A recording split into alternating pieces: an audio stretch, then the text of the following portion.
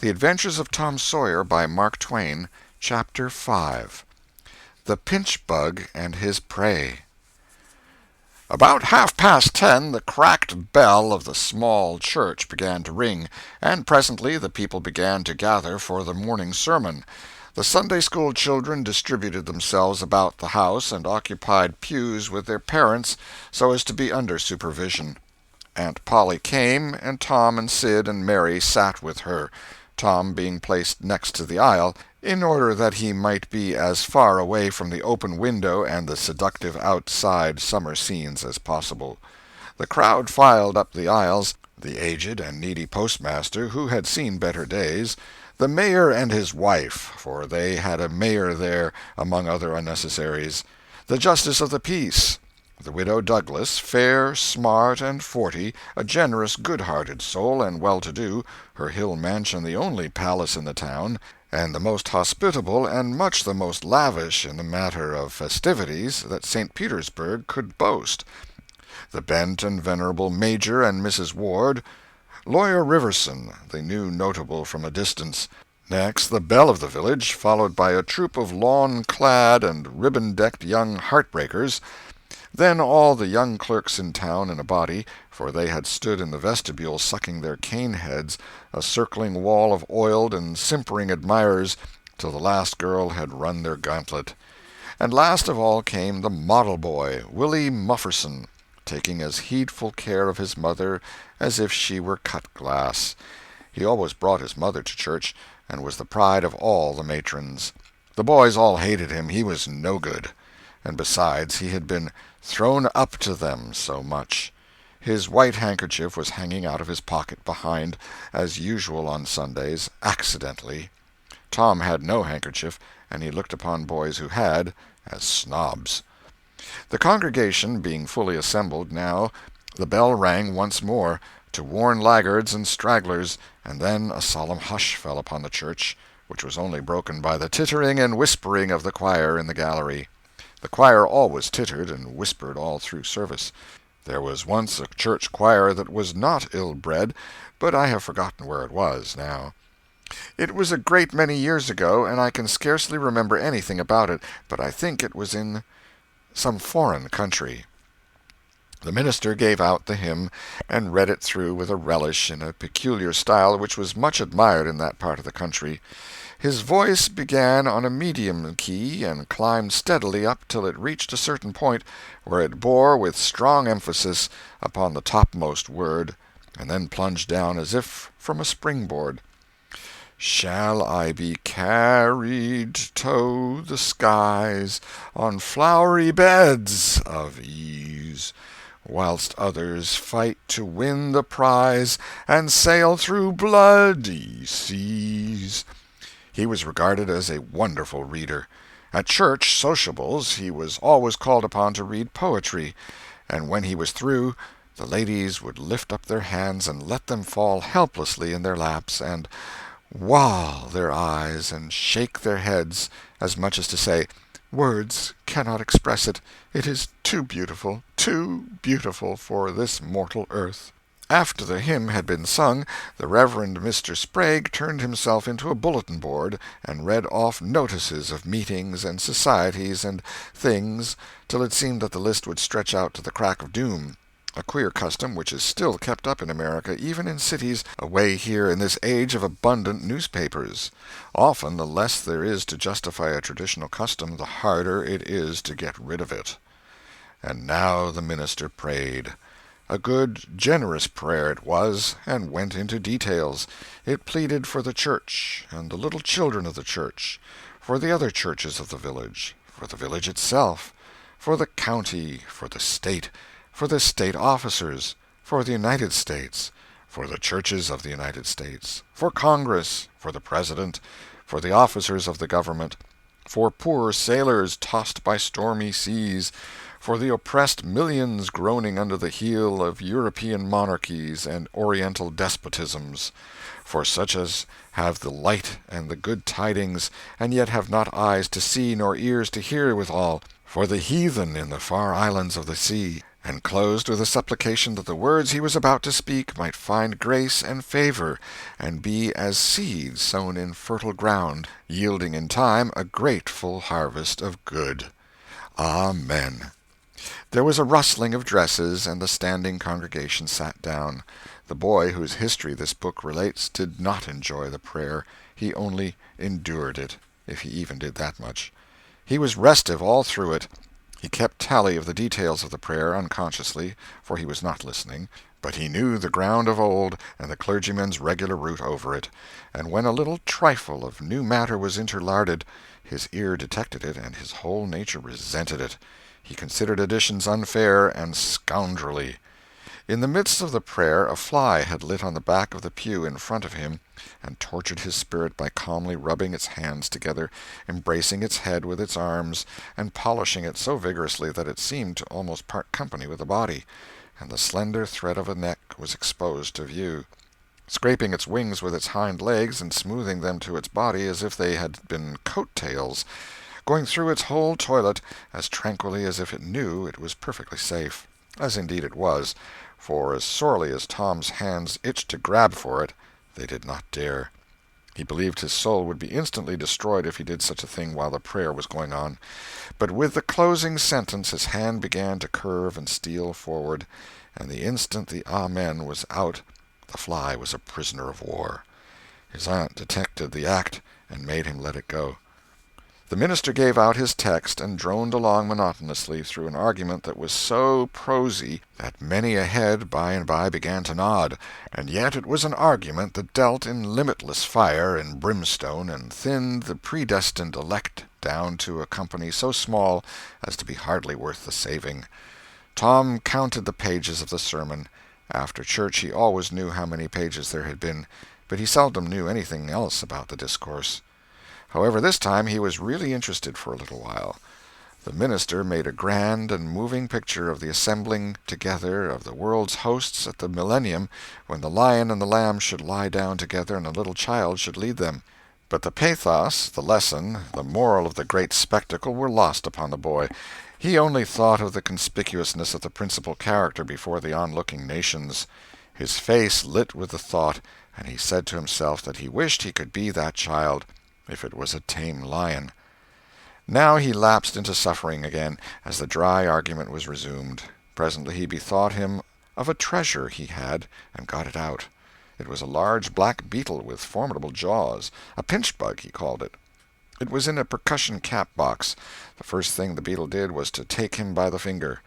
A natural fillip followed. The beetle went floundering into the aisle, and lit on its back, and the hurt finger went into the boy's mouth.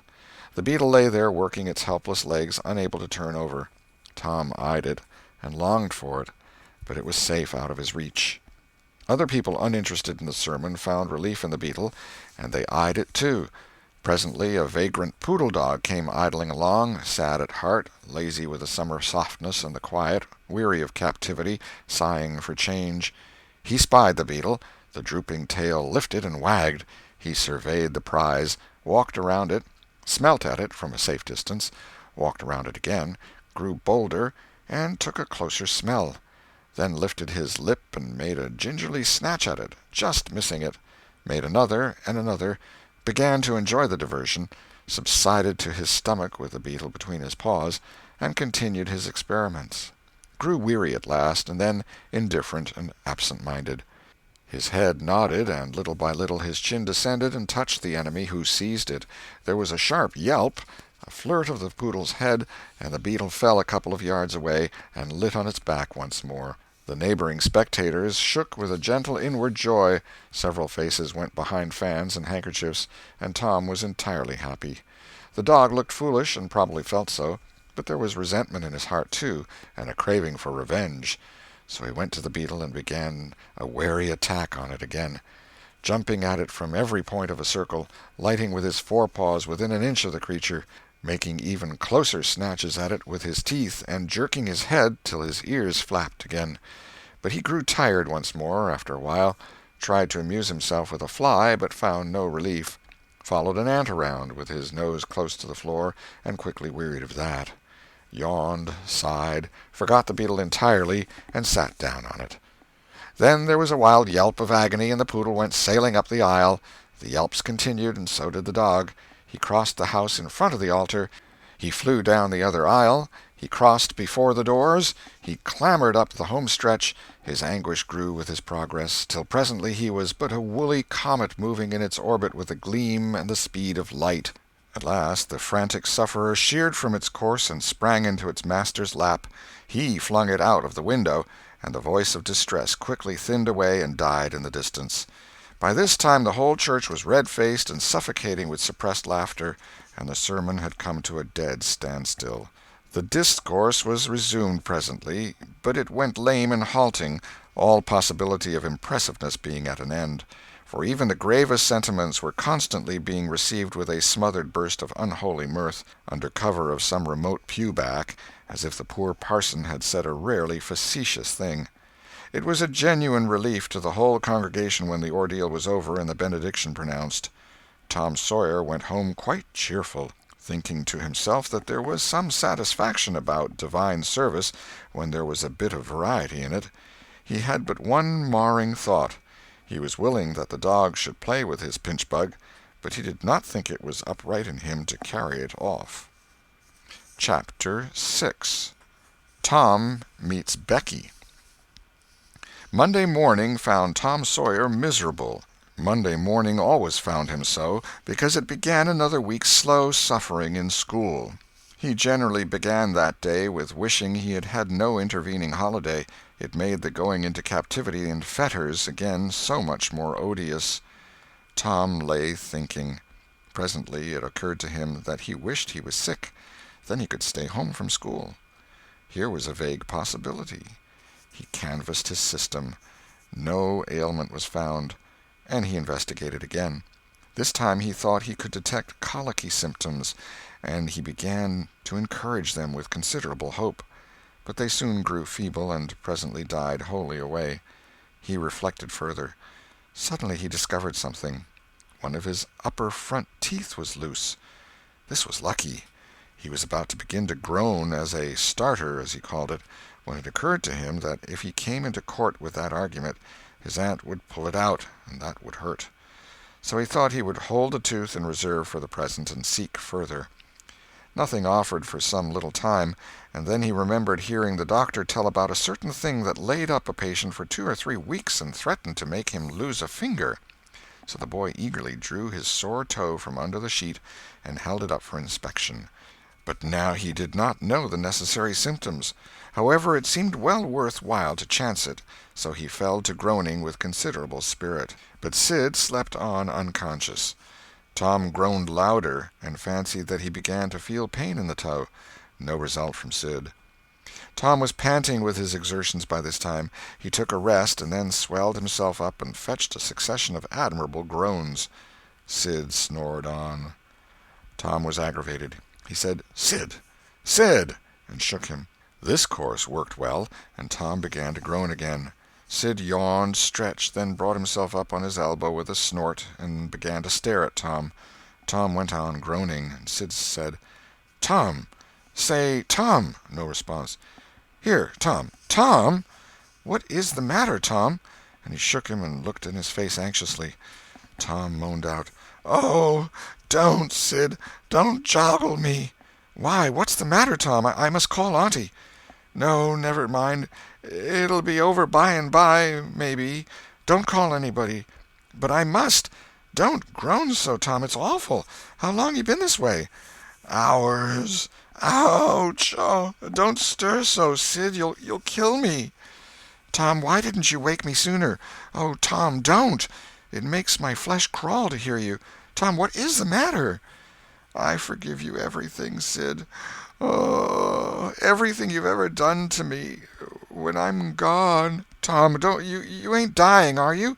Don't, Tom. Oh, don't. Maybe—" "Oh, I forgive everything, Sid. Oh, tell 'em so, Sid. And, Sid, you give my window sash and my cat with one eye to that new girl that's come to town, and tell her—" But Sid had snatched his clothes and gone. Tom was suffering in reality now, so handsomely was his imagination working, and so his groans had gathered quite a genuine tone. Sid flew downstairs and said, "Oh, Aunt Polly, come! Tom's dying." "Dying?" "Yes'm, don't wait, come quick." "Rubbish! I don't believe it." But she fled upstairs nevertheless, with Sid and Mary at her heels, and her face grew white, too, and her lip trembled. When she reached the bedside she gasped out, "You, Tom! Tom, what's the matter with you?" "Oh, auntie, What's the matter with you? What is the matter with you, child?" "Oh, auntie, my sore toes mortified." The old lady sank down into a chair and laughed a little, then cried a little, then did both together. This restored her, and she said, "Tom, what a turn you did give me! Now you shut up that nonsense and climb out of this." The groans ceased and the pain vanished from the toe. The boy felt a little foolish, and he said, "Aunt Polly, it seemed mortified, and it hurt so I never minded my tooth at all." "Your tooth, indeed! What's the matter with your tooth?" "One of them's loose, and it aches perfectly awful." "There, there, now, don't begin that groaning again. Open your mouth. Well, your tooth is loose, but you're not going to die about that. Mary, get me a silk thread and a chunk of fire out of the kitchen." Tom said, "Oh, please, auntie, don't pull it out. It don't hurt any more. I wish I may never stir if it does. Please don't, auntie. I don't want to stay home from school." "Oh, you don't you? So all this row was because you thought you'd get to stay home from school and go a-fishing. Tom, Tom, I love you so, and you seem to try every way you can to break my old heart with your outrageousness." By this time the dental instruments were ready. The old lady made one end of the silk thread fast to Tom's tooth with a loop and tied the other to the bedpost. Then she seized the chunk of fire and suddenly thrust it almost into the boy's face. The tooth hung dangling by the bedpost now. But all trials bring their compensations. As Tom wended to school after breakfast, he was the envy of every boy he met because the gap in his upper row of teeth enabled him to expectorate in a new and admirable way. He gathered quite a following of lads interested in the exhibition, and one that had cut his finger and had been a center of fascination and homage up to this time, now found himself suddenly without an adherent, and shorn of his glory. His heart was heavy, and he said with a disdain which he did not feel that it wasn't anything to spit like Tom Sawyer, but another boy said, "Sour grapes," and he wandered away a dismantled hero. Shortly Tom came upon the juvenile pariah of the village, Huckleberry Finn, son of the town drunkard. Huckleberry was cordially hated and dreaded by all the mothers of the town, because he was idle and lawless and vulgar and bad, and because all their children admired him so, and delighted in his forbidden society, and wished they dared to be like him. Tom was like the rest of the respectable boys in that he envied Huckleberry his gaudy, outcast condition, and was under strict orders not to play with him. So he played with him every time he got a chance. Huckleberry was always dressed in the cast-off clothes of full-grown men, and they were in perennial bloom and fluttering with rags. His hat was a vast ruin with a wide crescent lopped out of its brim. His coat, when he wore one, hung nearly to his heels, and had the rearward buttons far down the back, but one suspender supported his trousers. The seat of the trousers bagged low and contained nothing. The fringed legs dragged in the dirt when not rolled up. Huckleberry came and went at his own free will. He slept on doorsteps in fine weather and in empty hogsheads in wet. He did not have to go to school or to church, or call any being master, or obey anybody. He could go fishing or swimming when and where he chose, and stay as long as it suited him. Nobody forbade him to fight. He could sit up as late as he pleased. He was always the first boy that went barefoot in the spring, and the last to resume leather in the fall. He never had to wash nor put on clean clothes. He could swear wonderfully. In a word, everything that goes to make life precious, that boy had.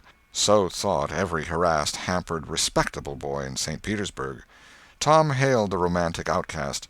"Hello, Huckleberry." "Hello yourself, and see how you like it." "What's that you got?" "Dead cat." "Let me see him, Huck. My, he's pretty stiff. Where'd you get him?" "Bought him off'n a boy." "What'd you give?" "I give a blue ticket and a bladder that I got at the slaughterhouse." "Where'd you get the blue ticket?" "Bought it off'n Ben Rogers 2 weeks ago for a hoopstick." "Say, what is dead cats good for, Huck?" "Good for? Cure warts with." "No, is that so? I know something that's better." "I bet you don't. What is it?" "Why, spunk water." "Spunk water? I wouldn't give a dern for spunk water." "You wouldn't you? Did you ever try it?" "No, I hain't. But Bob Tanner did." "Who told you so?" "Why, he told Jeff Thatcher, and Jeff told Johnny Baker, and Johnny told Jim Hollis, and Jim told Ben Rogers, and Ben told a nigger, and the nigger told me. There now." "Well, what of it? They'll all lie, leastwise all but the nigger. I don't know him. But I never see a nigger that wouldn't lie." "Shucks! Now you tell me how Bob Tanner done it, Huck." "Why, he took and dipped his hand in a rotten stump where the rain-water was." "In the daytime?" "Certainly." "With his face to the stump?" "Yes. Least I reckon so." "Did he say anything?" "I don't reckon he did. I don't know." "Aha! Talk about trying to cure warts with spunk water such a blame fool way as that. Why, that ain't a-going to do any good. You got to go all by yourself to the middle of the woods where you know there's a spunk water stump, and just as it's midnight you back up against the stump and jam your hand in and say, 'Barleycorn, barleycorn, Injun meal shorts, spunk water, swaller these warts,' and then walk away quick 11 steps with your eyes shut, and then turn around 3 times and walk home without speaking to anybody, because if you speak the charm's busted." "Well, that sounds like a good way, but that ain't the way Bob Tanner done." "No, sir, you can bet he didn't, because he's the wartiest boy in this town, and he wouldn't have a wart on him if he'd known how to work spunk water. I've took thousands of warts off my hands that way, Huck. I play with frogs so much I've always got considerable many warts. Sometimes I take 'em off with a bean." "Yes, bean's good. I've done that." "Have you? What's your way?" "You take and split the bean and cut the wart so as to get some blood, and then you put the blood on one piece of the bean and take and dig a hole and bury it, 'bout midnight at the crossroads in the dark of the moon, and then you burn up the rest of the bean. You see, that piece that's got the blood on it will keep drawing and drawing, trying to fetch the other piece to it, and so that helps the blood to draw the wart, and pretty soon off she comes." "Yes, that's it, Huck, that's it. Though when you're burying it, if you say, 'Down bean, off wart, come no more to bother me,' it's better. That's the way Joe Harper does, and he's been nearly to Coonville and most everywheres. But say, how do you cure 'em with dead cats?" "Why, you take your cat and go and get in the graveyard long about midnight when somebody that was wicked has been buried, and when it's midnight a devil will come, or maybe 2 or 3, but you can't see 'em, you can only hear something like the wind or maybe hear 'em talk, and when they're taking that feller away you heave your cat after 'em and say, 'Devil follow corpse, cat follow devil, warts follow cat, I'm done with you.' And that'll fetch any wart." "Sounds right. Do you ever try it, Huck?" "No, but old Mother Hopkins told me." "Well, I reckon it's so, then, because they say she's a witch." "Say! Why, Tom, I know she is. She witched Pap. Pap says so his own self. He come along one day and he see she was a-witching him, so he took up a rock, and if she hadn't dodged he'd a got her. Well, that very night he rolled off in the shed where he was a-layin' drunk and broke his arm." "Why, that's awful. How did he know she was a-witching him?" "Lord, Pap can tell easy. Pap says when they keep looking at you right stiddy they're a-witching you, especially if they mumble, 'cause when they mumble they're saying the Lord's Prayer backwards. Say, Hucky, when you going to try the cat?" "Tonight. I reckon they'll come after old Hoss Williams tonight." "But they buried him Saturday. Didn't they get him Saturday night?" "Why, how you talk. How could their charms work till midnight, and then it's Sunday? Devils don't slosh around much of a Sunday, I don't reckon." "I never thought of that." "That's so. Let me go with you." "Of course, if you ain't afeard." "Afeard? 'Tain't likely. Will you meow?" "Yes, and you meow back, if you get a chance. Last time you kept me a-meowing around till old Hayes went to throwing rocks at me and says, 'Darn that cat,' and so I hove a brick through his window. But don't you tell." "I won't. I couldn't meow that night because Auntie was watching me, but I'll meow this time. Say, what's that?"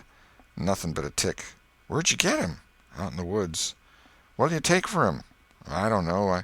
I don't want to sell him." "All right. It's a mighty small tick, anyway." "Oh, anybody can run a tick down that don't belong to them. I'm satisfied with it. It's a good enough tick for me."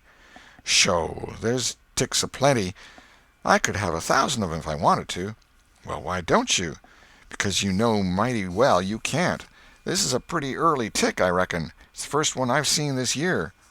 Say, Huck, I'll give you my tooth for him." "Let's see it." Tom got out a bit of paper and carefully unrolled it.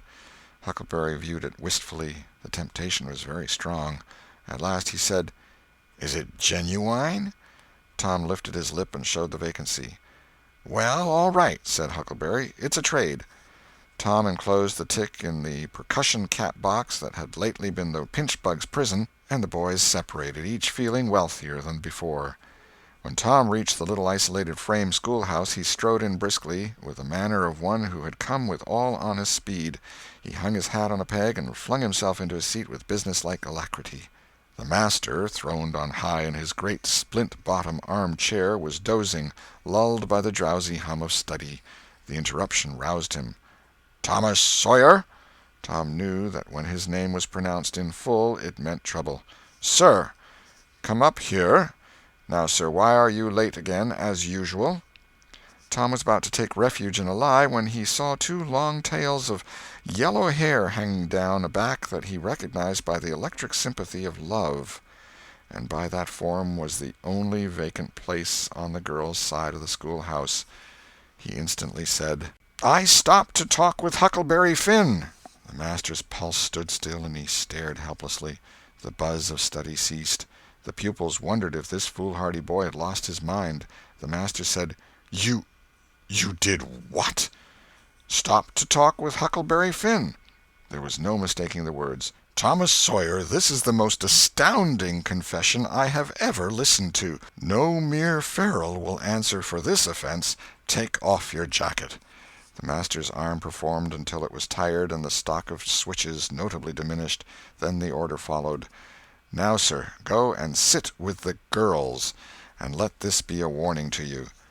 The titter that rippled around the room appeared to abash the boy, but in reality that result was caused rather more by his worshipful awe of his unknown idol, and the dread pleasure that lay in his high good fortune. He sat down upon the end of the pine bench, and the girl hitched herself away from him with a toss of her head. Nudges and winks and whispers traversed the room, but Tom sat still with his arms upon the long, low desk before him, and seemed to study his book. By and by attention ceased from him, and the accustomed school murmur rose upon the dull air once more. Presently the boy began to steal furtive glances at the girl. She observed it, made a mouth at him, and gave him the back of her head for the space of a minute. When she cautiously faced around again, a peach lay before her. She thrust it away. Tom gently put it back. She thrust it away again, but with less animosity. Tom patiently returned it to its place. Then she let it remain. Tom scrawled on his slate, "Please take it. I got more." The girl glanced at the words, but made no sign. Now the boy began to draw something on the slate, hiding his work with his left hand. For a time the girl refused to notice, but her human curiosity presently began to manifest itself by hardly perceptible signs. The boy worked on, apparently unconscious. The girl made a sort of non-committal attempt to see it, but the boy did not betray that he was aware of it. At last she gave in, and hesitatingly whispered, "Let me see it." Tom uncovered a dismal caricature of a house with two gable ends to it and a corkscrew of smoke issuing from the chimney. Then the girl's interest began to fasten itself upon the work as she forgot everything else. When it was finished she gazed a moment, then whispered, "It's nice. Make a man." The artist erected a man in the front yard that resembled a derrick. He could have stepped over the house, but the girl was not hypercritical. She was satisfied with the monster, and whispered, "It's a beautiful man. Now make me coming along." Tom drew an hourglass with a full moon and straw limbs to it, and armed the spreading fingers with a portentous fan. The girl said, "It's ever so nice. I wish I could draw." "It's easy," whispered Tom. "I'll learn you." "Oh, will you? When?" "At noon. Do you go home to dinner?" "I'll stay if you will." "Good. That's a whack. What's your name?" "Becky Thatcher." "What's yours?" "Oh, I know. It's Thomas Sawyer." "That's the name they lick me by. I'm Tom when I'm good. You can call me Tom. Will you?" "Yes." Now Tom began to scrawl something on the slate, hiding the words from the girl, but she was not backward this time. She begged to see. And Tom said, "Oh, it ain't anything." "Yes, it is." "No, it ain't. You don't want to see it." "Yes, I do. Indeed, I do. Please let me." "You'll tell." "No, I won't. Deed and double deed I won't." "You won't tell anybody at all? Ever as long as you live?" "No, I won't ever tell anybody. Now let me." "Oh, you don't want to see." "Now that you treat me so, I will see." And she put her small hand upon his, and a little scuffle ensued, Tom pretending to resist in earnest, but letting his hand slip by degrees till these words were revealed: "I love you." "Oh, you bad thing!" And she hit his hand a smart rap, but reddened and looked pleased nevertheless. Just at this juncture the boy felt a slow, fateful grip closing on his ear, and a steady lifting impulse. In that vice he was borne across the house and deposited in his own seat, under a peppering fire of giggles from the whole school. Then the master stood over him during a few awful moments, and finally moved away to his throne without saying a word.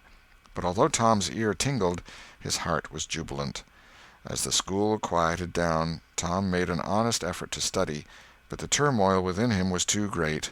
In turn he took his place in the reading class and made a botch of it; then in the geography class, and turned lakes into mountains, mountains into rivers, and rivers into continents, till chaos was come again; then in the spelling class, and got turned down by a succession of mere baby words, till he brought up at the foot and yielded up the pewter medal which he had worn with ostentation for months.